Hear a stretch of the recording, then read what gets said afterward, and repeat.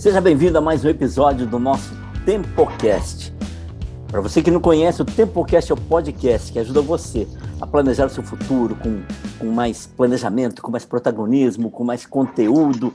Planejamento aqui é a palavra-chave. Quando a gente conversa sobre qualidade de vida, transição pessoal, profissional, sobre planejamento de aposentadoria, planejamento financeiro, é planejamento. A palavra-chave aqui é planejamento. Hoje a gente vai dar continuidade nessa temporada sobre finanças, né? Muitas orientações práticas sobre finanças. E hoje, antes de começar, como eu faço sempre, aquela apresentação relâmpago, né? Mas já na apresentação, hoje eu quero que os nossos colaboradores, nossos especialistas já deem o seu alô. Vamos começar pela Elisa Miyaguchi, que é a nossa... eu apresento você sempre, né, Elisa? Mas eu gosto sempre de anotar, porque eu penso assim, é muito craque, né? Eu não quero trocar aqui as posições nesse jogo. A Elisa é mentora de negócios e consultora de gestão empresarial. Dá o seu alô aí para a galera, Elisa. Oi, boa tarde a todos. Muito bom estar aqui de novo com vocês, Edu, Hermes, João. Vamos em frente. Então é isso aí. Hermes Schneider, boa tarde, nosso life coach, especialista em gestão de pessoas. Boa tarde, Hermes, como é que você está? Boa tarde a todos, boa tarde a todos vocês que estão conosco. É um prazer imenso, né? Trocar figurinha com os amigos. Estava com saudade de vocês já. O nosso TempoCast aí já está deixando saudade. E o papo de hoje parece muito bom, né, Edu? Como sempre, né, Hermes? E, João, fique tranquilo que essa sequência não é por idade, não, tá? Eu estou pegando a sequência pela ordem que aparece no vídeo. Eu já assumi minha idade, não tem problema. E o João Cirilo é o nosso consultor financeiro, consultor de organização e autor de vários livros aí sobre planejamento empresarial. João Cirilo, seguinte, eu sempre vou jogar pergunta para você, porque aqui dentro do time de especialistas, a sua área, a sua especialidade é a área de finanças, né? Saúde financeira, eu fico pensando assim, João, veja aí se eu estou muito, muito equivocado. Saúde financeira, como manter a saúde financeira num tempo onde a gente é um mundo consumismo? Hoje em dia a gente é bombardeado por tudo quanto é canto. É propaganda na televisão, é na internet, é em outdoor, é jornal, é revista. Para todo lugar, pelo menos para todo lugar que eu olho, eu vejo propaganda, compre, troque. Eu compro um celular hoje, daqui 2 dias ele já está obsoleto, aí eu quero trocar de novo. E aí, o que acontece com as pessoas? O dinheiro, o salário, o rendimento, termina antes de terminar o mês. Termina antes, o dinheiro está muito curtinho. Ô, Cirilo, como a gente faz para manter a saúde? E outra coisa que me ocorreu agora, a saúde financeira tem uma influência direta nas outras saúdes, na saúde intelectual, na saúde física, não é? Na saúde social. Então, como manter esse alicerce, essa saúde financeira, nesse mundo aí que o tempo todo me convida, me provoca e me empurra para comprar? Como é que faço, então, Cirilo? É um problema sério. Você, indo do fim para o começo, você falou da saúde como um todo, né? A saúde financeira é um dos elementos da saúde total do indivíduo, né? Ou melhor dizendo, até da qualidade de vida dessa pessoa, tá? A questão aí é que alguns conseguem administrar as suas contas e outros não conseguem administrar suas contas. Você tem toda a razão, nós somos tentados de dia e de noite a comprar mais coisas. Aliás, o marketing, você que é de marketing deve saber isso melhor do que eu, o marketing é muito bom para criar necessidades inexistentes. Algumas existentes e outras inexistentes. Isso daí tem muito a ver com o seu equilíbrio pessoal, né? O seu equilíbrio como indivíduo. Então, se você consegue se conhecer e definir as suas necessidades, você conseguirá administrar adequadamente as suas finanças. Se você não conseguir se administrar, você eventualmente gastará mais do que ganha, e aí entra numa espiral, num buraco sem fundo, né? Aliás, curiosamente, agora, o Hermes até me mostrou isso, uma lei aí que falou do superendividamento. Nós estamos replicando o que os americanos já têm há muito tempo, que é a falência da pessoa física, né? Nós tínhamos até agora a falência, o bankruptcy, né? A falência da pessoa jurídica, e hoje nós temos um mecanismo de falência da pessoa física. O que significa a falência da pessoa física? Que tem muita gente falindo. Tão simples quanto isso, tá? Eu vi uma estatística recente, acho que 63%, alguma coisa assim, dos brasileiros estão endividados. Ou seja, eles gastam mais do que ganham. Na medida que eles gastam mais do que ganham, eles estão devendo para alguém. Na medida que eles devem para alguém, essa dívida, com a velocidade dos nossos juros, só tende a crescer. Um determinado momento, esse sujeito vai à falência, né? Então, a questão tem muito a ver com o seu equilíbrio como sujeito ou não, e você saber até que ponto você tem condições de atender às suas vontades de consumo, que são algumas criadas para você, né? Por exemplo, celular, né? A pergunta é, por que eu preciso comprar o celular, o iPhone 13, se o desempenho do meu iPhone 12 é tão bom quanto? Mas eu sou levado a comprar um 13, porque senão as pessoas à minha volta vão dizer, esse camarada tem um iPhone 12 e não tem um 13. Aliás, eu tenho um que não é nem 13, nem 12, nem nada, é um 8, tá? Do 8 para o 12, eu acho que a única coisa que mudou é a câmera, porque o resto eu consigo fazer absolutamente tudo. Então, isso aí, Eduardo, não me render às necessidades que eu não preciso. Cirilo, e se alguém chegar nessa situação, né, desse superendividamento, o que você sugere para a pessoa? Assim, a pessoa tem que se reorganizar, o que você sugere numa situação tão crítica como essa? De novo, você tem a reorganização pessoal, certo? Essa você vai redefinir. Bom, primeiro, então, vamos começar do começo de novo. Você deveria olhar as suas fontes de receita e cotejar suas fontes de receita com as suas fontes de despesa. Se eventualmente tiver mais receita do que despesa, você, ótimo, eu sou um sujeito potencialmente poupador. Ou até posso gastar essa diferença, mas enfim, em princípio, eu recomendaria que ele poupasse. Se você já está na mão contrária, você já está no déficit financeiro,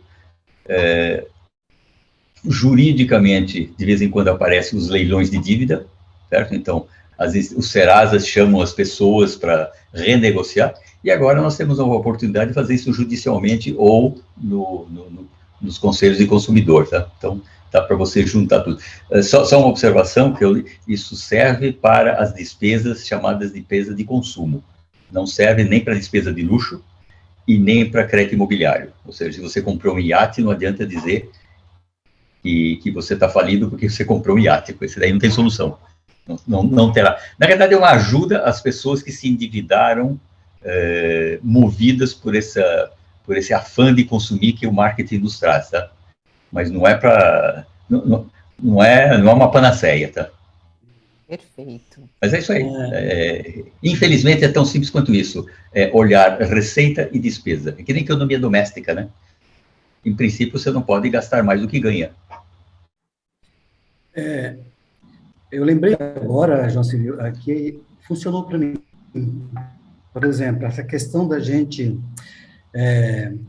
como controlar um pouco o impulso, né? Do consumo fora do controle. Eu lembro que uma vez passa na frente de uma loja e tem aquela tentação de comprar algo que está ali.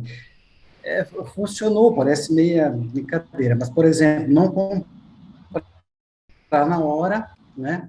Ou dar uma volta no outro local, dar uma volta na quadra, porque daí você deixa de ver por impulso e começa a raciocinar. E que raciocínio que eu fazia? Será que eu tenho dinheiro mesmo para isso, né? Será que realmente é necessário, né, ter esse bem agora e tal? Você dá uma racionalizada. Isso tem ajudado a gente controlar um pouco esse impulso. Mas eu queria ouvir um pouco, né, João Cirilo? Eu queria te ouvir um pouquinho sobre o quê? O que a gente vê demais na mídia, promessas de ficar rico fácil, né? E você mesmo que está endividado, promessas de ficar, por exemplo, com Bitcoin, com moedas, né? Criptomoedas, marketing financeiro, sei lá, marketing multinível, não é tanto porque tem um produto, mas a questão de pirâmides financeiras, quer dizer, lucro fácil, loterias e por aí vai, né? Que você, o que você pensa sobre isso, João Cirilo? Por exemplo, a ideia de que você pode compensar um atraso financeiro, está num buraco, está no sufoco, e começar a apostar mais ainda para tentar recuperar e sair desse sufoco. através das promessas. Isso daí é o seguinte, de uma certa forma, é a mesma coisa que jogar na roleta, né? O sujeito está perdendo e ele vai dobrando a aposta, imaginando que algum dia ele vai ganhar e vai recuperar. Pode ser que dê certo, tá? Mas normalmente é o cassino que ganha. Nesse caso, a analogia que eu estou fazendo como não tem cassino, é você que está perdendo, tá? Como é que você sai desse buraco? Com educação financeira, porque, exemplo, você citou aí do Bitcoin, exemplo interessante. A Justiça do Rio de Janeiro está atrás de um sujeito que levantou uma pirâmide com alguns bilhões com Bitcoin. Certo? Ele vendeu uma ilusão, né? Acho que ele oferecia 20% ao mês aplicando em Bitcoin, tá? E conseguiu vários incautos. Pô. Bom, como é que você sai disso? Conhecendo os produtos do mercado e tendo uma ideia das rentabilidades possíveis, que quando você vê alguma coisa fora do esquadro, normalmente é um golpe. Tá? Então, se eu te oferecer hoje um BMW por R$35.000, certo? Possivelmente é um BMW roubado. Tá? Então, se você entrou nisso, você vai ficar com um problemão, tá? Mas então, quando você entra, invertendo o raciocínio, né? Quando você vê alguém te oferecendo 20% ao mês de rentabilidade, pô, pessoas que não sabem, que não têm noção dos produtos do mercado, podem ser iludidas, pô. Mas antes de entrar num negócio desse, pergunta para alguém, certo? É tão fácil fazer ou vai até numa instituição financeira, tá? Ao seu lado, né? Pergunta, o que é isso aí, tá? O gerente terá o máximo, como ele tem interesse em vender os produtos dele, ele terá o máximo prazer em te explicar que aquilo é um golpe, pô. Mas que, infelizmente, as pessoas são movidas por emoção, né? E essa emoção, às vezes, te leva a incorrer em coisas que você não deveria. Pô. Mas, enfim, golpes, pirâmides, ofertas acima do mercado, tá? O Brasil é muito criativo, né? A malandragem no Brasil, a gente vê no mercado financeiro e em outras, a malandragem no Brasil é muito criativa. Pô. Pena que não é aplicada porque deveria, né? Mas esse infelizmente, e tem muito a ver com a educação, né? Aliás, eu citei para vocês outro dia, o Ministério da Educação está começando a dar aulas de planejamento financeiro para professores, para que eles transmitam para os alunos. Isso deveria começar desde cedo, né? O que é esse negócio de poupar, investir para o futuro, pensar no futuro, se planejar. Estamos começando, o primeiro passinho que estão dando, né? Mas, enfim, tem um longo caminho a percorrer. E muito cuidado com fraude. Estamos cheios de fraudes. É aquela velha máxima lá, não tem almoço de graça, né? Não tem almoço de graça. É o que você falou, você está comprando uma BMW com preço muito, muito, muito abaixo de mercado, é certeza que o negócio tem alguma coisa errada. Até pode ser, tá? Pode ser a viúva não, a mulher que pegou o amante traindo, e tem o caso típico, né? E está vendendo a BMW do marido. Mas isso acontece 1 em 1 milhão, né? 1 em 1 milhão. Cirilo, você terminou a sua explicação ali falando da importância da poupança, do investimento, até a importância de a gente começar a aprender isso na escola, a inclusão disso na grade curricular. Como é que faz? Quais são os passos que a pessoa pode tomar, e isso é muito comum no Brasil, essa situação? Como é que eu faço para sair do cenário de endividamento? É possível passar para um papel de investidor? Hoje eu sou endividado. Como é que eu faço para chegar no papel de investidor? Dá para fazer isso? Eu comentei da outra vez, Eduardo. Estar endividado, em princípio, não necessariamente é ruim. Depende por que você se endividou, tá? Sou pequeno empresário, eu tenho uma máquina que produz alguma coisa. Eu me endivido para comprar a segunda máquina. Parabéns, certo? Eu estou criando uma dívida para que eu possa produzir mais e gerar mais riqueza, né? Obviamente, eu vou ter que pagar uns juros por essa máquina, mas eu preciso fazer uma conta, eu preciso fazer um pequeno estudo de negócio para saber se a rentabilidade do meu novo equipamento, tirando os custos operacionais e tirando os juros, se sobra um lucro adicional. Esse é o endividamento saudável. Tem endividamento saudável. O endividamento... É que a gente tem normalmente a percepção que endividamento é ruim, né? Não, ele é ruim quando ele não é um endividamento produtivo. Aí ele é muito ruim. Tá? Agora, como é que eu saio imaginando que eu esteja numa situação de endividamento ruim, né? Não me endividei para produzir mais, eu me endividei para consumir, tá? Nessa altura, eu tenho uma alternativa drástica, que é cortar meus custos. Tá? E verificar até se eu tenho condição de cortar meus custos. Senão, é o que nós comentamos lá no início, né? Senão eu tento buscar uma renegociação da dívida, ou tem outra coisa que eu não sei se todos estariam dispostos, quem sabe, trabalhar um pouquinho mais. Isso aí.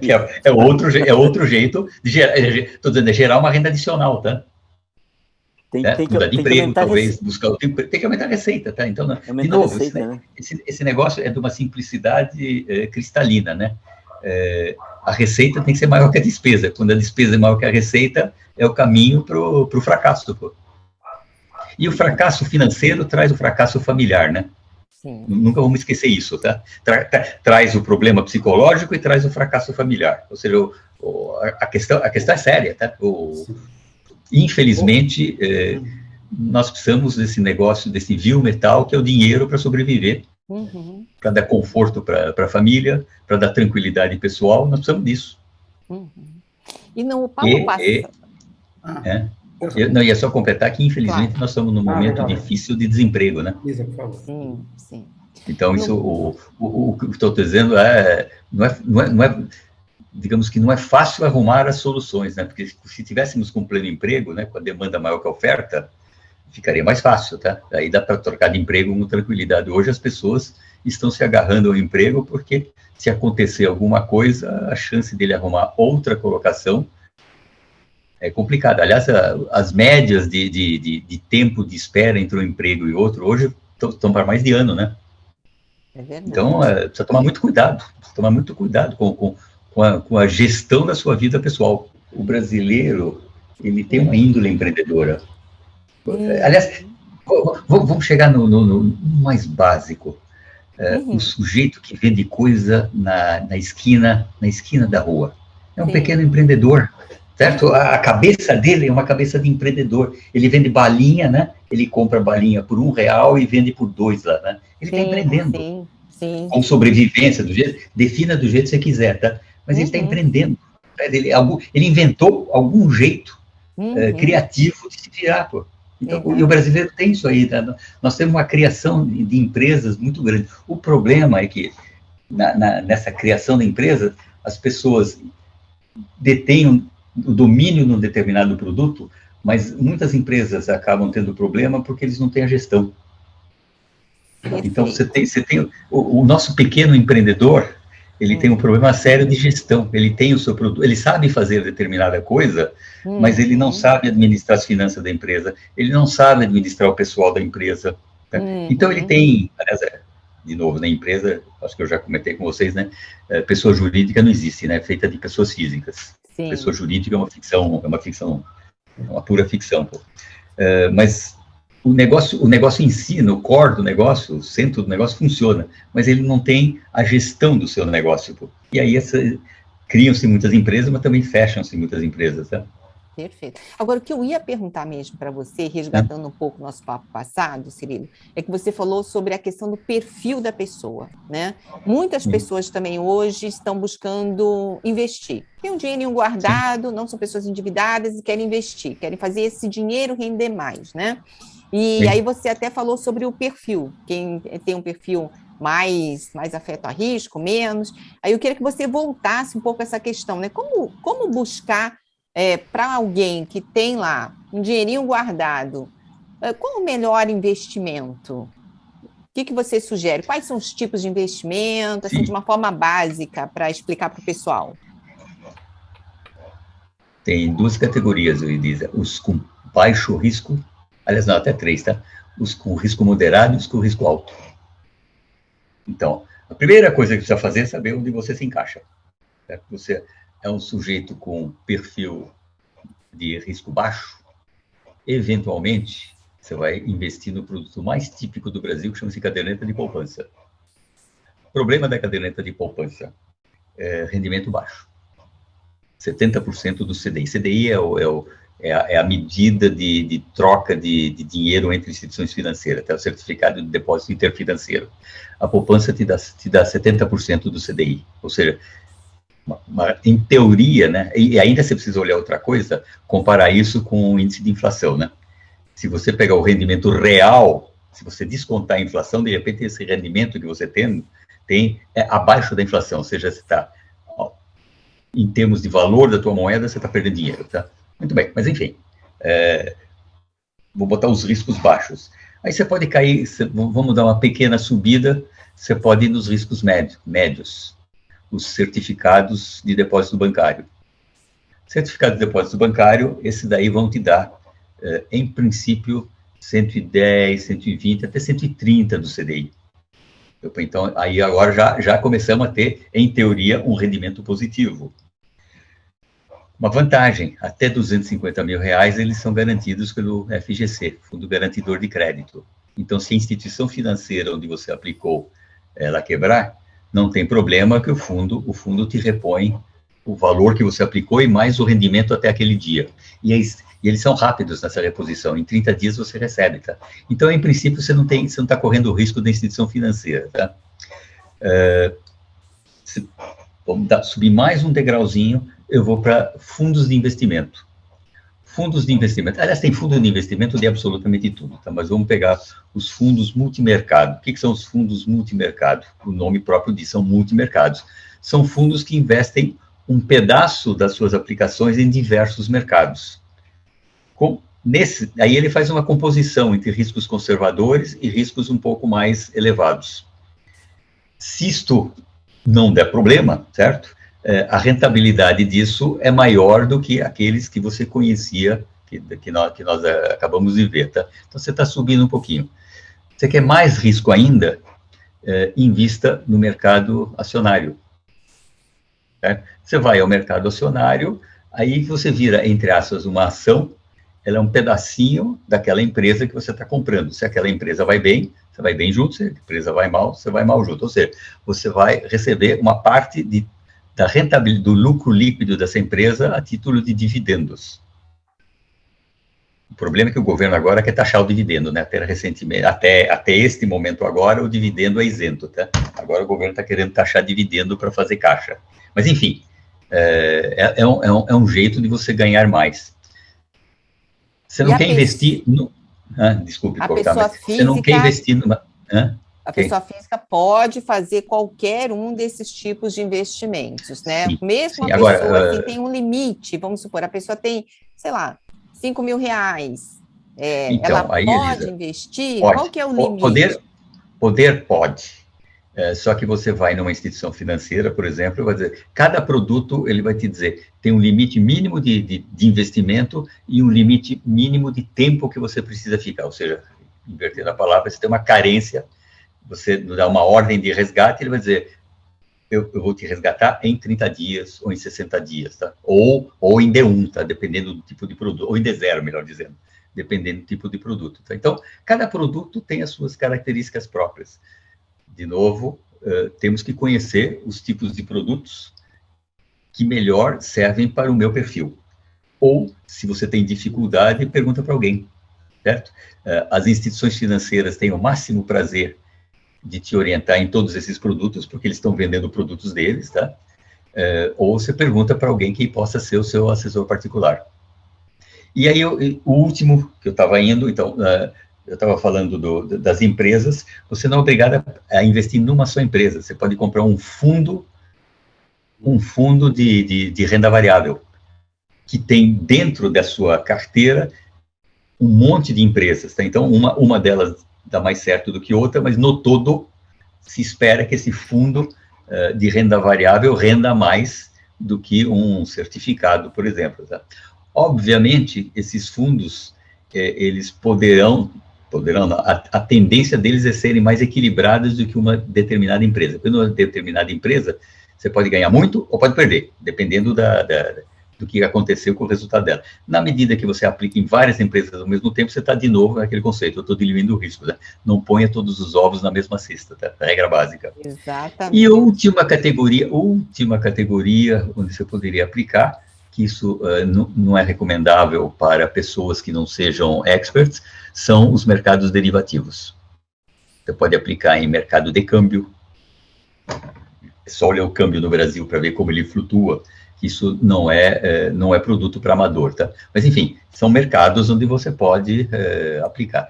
E tem instituições que te dão, só que aí para valores maiores, instituições onde você aplica nesses mercados, mas com uma garantia de principal. Então, eles acoplam chama-se um hedge, uma cobertura, eles acoplam um hedge e dizem o seguinte: se acontecer determinada coisa, você ganhará 70% do resultado disso. Mas para compensar, se isto for para baixo, eu garanto o seu principal. Você não ganha rentabilidade, mas garantia o principal. É uma opção, só que isso não é para amador. Aí você precisa saber o que você está fazendo. Mas, enfim, eu rapidamente dei uma cobertura dos diferentes tipos de produtos, e cada um desses precisa estar adaptado ao teu perfil de risco, ao volume, e também, muito, obviamente, acho que deveríamos ter começado desse jeito, quanto que você tem disponível para aplicar, né? Se eu estou falando de R$100, sobrou a poupança, certo? Se eu estou falando de 4 milhões de reais, sobrou tudo. E aí você vai botando aí no meio do caminho, tá? Hermes, enquanto o João Cirilo estava falando ali de investimento, eu vi, você só estava coçando a barba. Você está coçando a barba, você está preocupado porque você está escolhendo a modalidade de investimento, onde você vai investir o seu dinheiro. Você sabe que eu estou com uma dúvida imensa. 4 milhões aí, Hermes, onde é que você vai investir? Os milhões, olha os milhões, hein? Viu, João Cirilo? Eu estou com uma dúvida terrível, por exemplo. Eu não sei se tenho visto no mercado imobiliário, no Oriente, ou no mercado financeiro. O que você acha? Mercado imobiliário. Pergunta interessante, Hermes. Mercado imobiliário, quando você investe no fundo imobiliário, quer dizer, na verdade, você pode comprar um apartamento, tá? Isso, estou pensando nisso. Você pode comprar um apartamento. Vou por mais simples da história. Você pode comprar um apartamento, o que você está apostando é na valorização imobiliária. Você diz, comprei numa área onde o metro quadrado custa R$5.000, e eu tenho certeza que vão fazer algumas ruas em volta, vai ter um shopping que vai ser construído, e daqui 2 anos, esses R$5.000 vai valer R$10.000 o metro quadrado. Se isso acontecer, bom, ótimo resultado. Se não, você acabou de se arrumar. Aí o que você vai fazer com esse imóvel? A não ser que seja para morar, tá? Mas o que você vai fazer? Eu vou alugar esse imóvel, certo? Aí eu tenho o risco do condomínio não pagar, eu vou ter IPTU todo mês, eu vou ter o custo de condomínio, tá? Mas, enfim, agora, olhando o imóvel como investimento, você pode aplicar também num fundo imobiliário. Só que, fundo imobiliário, de novo, eles estão segmentados. Você vai ter fundos imobiliários que aplicam em shopping centers, você vai ter fundos imobiliários que aplicam em armazéns para logística, certo? Você tem fundos imobiliários que aplicam num determinado edifício, não são várias lajes, ele comprou um determinado edifício e ele pretende alugar esses edifícios. De novo, se a taxa de locação for alta, a rentabilidade tende a ser razoável. Se a taxa de locação for baixa, eles são capazes de pedir dinheiro para cobrir o resultado negativo do mês, tá? Então, você tem que olhar o tipo de fundo imobiliário que você está investindo. Ou, já conversamos, com o apartamento, aí você está apostando na valorização imobiliária da região, tá? Cirilo, investimento está sempre ligado a risco, é isso? Sim. Por exemplo, sim, quanto mais alto o risco, também maior a possibilidade de um rendimento bom. Quanto menor o risco, também rendimento menor. Quanto mais alto o risco, mais alto o rendimento. Essa equação, essa aí é a relação direta, tá? Diretamente proporcional. Até o ponto em que mais alto o risco, você perde tudo. E nós já falamos do Bitcoin, tá? Certo? Então, aí chega aquele momento que cai, capota, a curva capota. Então, isso, por exemplo, para um investidor iniciante, um amadorzão mesmo, tá? E esse pode ser um critério também? Quanto de risco que eu quero correr? Eu não estou nem pensando nem no faturamento, nem nada, pensando no risco. Veja bem, Edu, quando você vai no banco, abre uma conta no banco, certo? Ele vai tentar traçar o seu perfil de risco. Você responde, normalmente no banco você tem um questionário, tá? ele faz umas 10, 15 perguntas, e tem algum algoritmo lá dentro, e ele acaba te classificando o seu risco, tá? Entendi. Então, você sai de lá, né? Por quê? Isso é importante, tá? Porque se o gerente trabalhar direitinho, tá? Uma vez que ele conhece o seu perfil de risco, ele vai te oferecer produtos compatíveis com o teu perfil de risco. Exato. Ele não vai te oferecer produtos que estão em desacordo, até porque ele terá problema de compliance interno, tá? Se ele oferecer produtos, se juridicamente for provado que ele te ofereceu coisas que não deveria ter oferecido, ele tem problema até, você pode até eventualmente ganhar uma ação jurídica contra esse banco, tá? Não é fácil, mas é possível. Esse perfil é importante para todo mundo, né? A instituição se garante e o cliente, o consumidor, fica mais seguro. Isso é regra obrigatória, o compliance. O compliance, quer dizer, é regra de compliance interna fazer essa adequação do produto ao sujeito. Isso tem um nome bonito, chama-se suitability, ou seja, tá adequado ao seu perfil, tá? É suitable. Joia. Bom, enquanto isso, deixa eu conversar um pouquinho com as pessoas que estão assistindo a gente. Você que está aqui, esse aqui é o TempoCast. Nós estamos, então, no canal no YouTube e estamos em outras plataformas, como o Spotify, por exemplo, como podcast, você sabe que é só no áudio. Eu não sei em qual das plataformas você está nos acompanhando agora. Se for no canal no YouTube, então você vai fazer o seguinte, você vai se inscrever, tem um botãozinho aqui embaixo, você vai se inscrever, vai ativar aquele sininho de notificação. Por quê? Porque todas as vezes que a gente postar um vídeo, e o nosso planejamento é ter podcasts, ter vídeos todas as semanas, sempre com novidades, sempre com muita informação para você, tá? Então você se inscreve, aciona aqui o sininho de notificação, e aí você vai sempre acompanhar as novidades que a gente tem por aqui.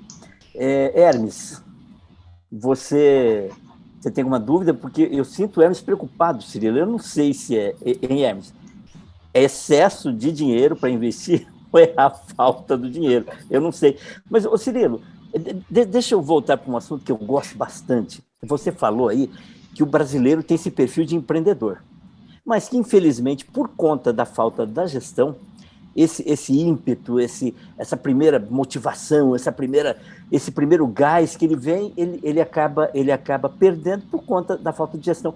O que fazer, então? Principalmente esse pequenininho que não sabe para onde correr. Ele só sabe que ele precisa fazer, ele sabe que ele quer fazer, eu vou fazer. Mas aí, o que esse pequenininho, como é que ele pode minimizar esse risco da falta de gestão, hein? Educação, Eduardo, não tem jeito. Aí ele tem que tem instituições que te ajudam, tá? O Sebrae tem cursinhos, certo? Se você entrar na internet hoje, tem, depois da pandemia, graça, né? Nossa, é impressionante. Se você escreve hoje qualquer tema desses que nós estamos falando, tá? O YouTube tem videozinhos muito bons, tá? Tem gente muito boa, tá? Você tem mentoria de graça, mentoria gratuita. Eu, por exemplo, estou matriculado numa instituição para dar mentoria gratuita para startup, tá? Então, tem muita coisa, tem muita coisa. O problema é estar aberto para buscar as soluções. Que não cai do céu, né, Eduardo? Não cai do céu, né? Não cai, né? Nem chuva cai do céu. Tem que ir atrás. Nem chuva cai do céu. Aliás, ultimamente está faltando chuva, né? Está faltando chuva. Né? E às vezes a pessoa perceber também, né, Cirilo? Que às vezes o próprio empresário não percebe que ele está com esse problema de gestão, né? Eu acho que essa é uma questão importante. São duas coisas, né, Elisa? Ou ele não percebe, ou ele se acha dono da verdade. É verdade. Tá?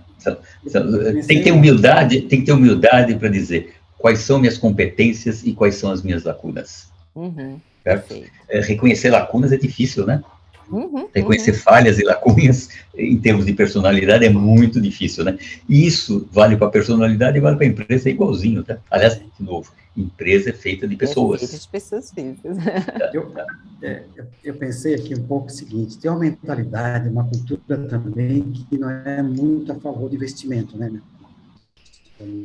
Porque, veja assim, Eu vejo normalmente nas pessoas, eu já ganho pouco, então está sempre no sufoco, não vou conseguir poupar nada mesmo, não vai fazer diferença nenhuma.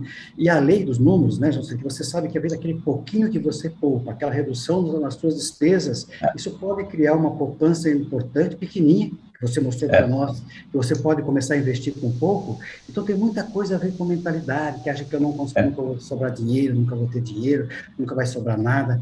Isso aí também, se mudasse isso aí, também ajuda bastante, né, João Cirilo?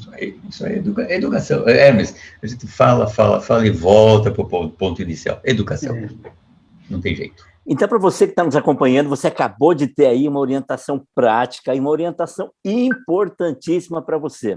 Independente do tamanho do seu negócio, a natureza, né, do seu empreendimento aí, não confie só no seu perfil de empreendedor, não confie só nessa motivação inicial, não confie só na qualidade do seu produto, na qualidade do seu serviço, que muitas vezes a gente pode cair nessa armadilha de achar que isso é suficiente. Eu sou no meu perfil de empreendedor, a minha determinação, a minha vontade e a qualidade do meu produto e meu serviço. Atenção, o Cirilo diz o seguinte, isso para mim é fundamental. Procure ajuda, porque as estatísticas no Brasil, os números no Brasil, não são muito favoráveis aí aos nossos empreendedores corajosos. Vai chegar um momento que você vai dar de cara com a falta de gestão. E aí você pode confundir muita coisa na área de finanças, enfim. Então, a dica nossa é a seguinte, a orientação nossa é a seguinte, busque ajuda. Edu, mas aonde eu vou buscar ajuda? Tem muitas instituições aí que dão essa base. Mas, Edu, eu tomei sem tempo e tomei sem dinheiro. Vai para a internet, vai para o YouTube, vai para o Google. Hoje nós temos assim, muito material bom, muito material bacana e melhor ainda, sem custo. Então, nesse primeiro momento, é muito importante que você faça isso aí. E já que você está acompanhando a gente, eu vou aproveitar para pedir, olha, TempoCast é o podcast que ajuda você a preparar o seu futuro com mais planejamento, com mais conteúdo, ou seja, com mais segurança. Então, você já se inscreve aqui no canal, clica nos inscrever. Se gostou da conversa, clica no joinha lá, que isso ajuda bastante o canal. Ativa o sininho de notificação para receber, porque todas as vezes que a gente postar um vídeo, todas as semanas, você vai ser notificado que tem conteúdo novo aqui no nosso TempoCast. Para você que ainda não nos conhece, quer saber de onde nós somos, que eu acho isso importante também, até em consideração você que está nos acompanhando. Está ali, ó, a nossa amiga Elisa Miyaguchi, né? Mentora de negócios, consultora de organização, está falando do Rio de Janeiro. Dá o seu tchau, Elisa. Tem que fazer um tchauzinho para o nosso pessoal aí. Claro. Tchau, pessoal. Até a próxima semana. Não esqueçam, TempoCast. Toda semana estamos aqui dando boas dicas para vocês. E o nosso especialista na área financeira, o João Cirilo, consultor financeiro, consultor de organização, autor de vários livros aí, não só de planejamento empresarial, mas também romance. João Cirilo está em São Paulo, a nossa capital, São Paulo. João Cirilo, dá o seu alô aí também, o seu tchau para o nosso pessoal. Gente, muito obrigado pela atenção e até a próxima, né? Até a próxima. Está ficando bom demais isso. Hermes Schneider é o nosso life coach, o nosso especialista em gestão de pessoas, e está, assim como eu, na cidade de Apucarana, no norte do Paraná. Hermes, o seu tchau. Espero todo mundo no próximo TempoCast, né? E você pode se tornar um investidor, você tem todas as dicas, de repente mudar um pouquinho o sujeito de ver as suas finanças, né? E planejar para ser investidor e ter uma vida futura mais tranquila e como você deseja. Esperamos vocês todos no próximo TempoCast. Isso, então você que ficou até agora, você teve assim, teve uma visão geral de uma maneira muito leve sobre economia, sobre endividamento, sobre investimento, sobre a importância do seu equilíbrio como pessoa, como indivíduo, para você sair um pouquinho com mais segurança desse limite que a gente vive, que é a receita e as nossas despesas. O Cirilo deu um monte de dica aí, gente, para perfil de investidor.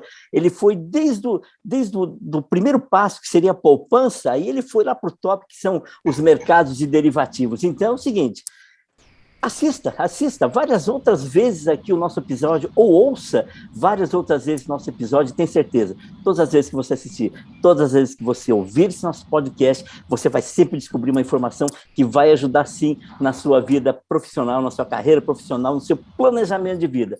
Beleza? Valeu, um abraço e até a próxima. Valeu, tchau. Tchau.